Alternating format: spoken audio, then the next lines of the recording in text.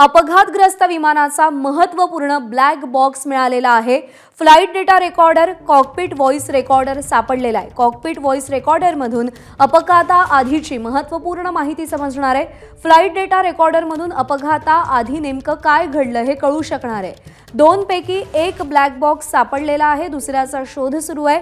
Black box सापडल्यामुळे अपघाताच्या कारणांचा उलगडा करणं आता सोपं होणार आहे। फ्लाइट डेटा रेकॉर्डर ज्याला आपण म्हणतो, ज्याला ब्लॅक बॉक्स हे नाव दिलं गेलं आहे, हे ब्लॅक बॉक्स खूप महत्त्वाचं डिव्हाइस असतं जे एअरक्राफ्टमध्ये इन्स्टॉल केलं जातं।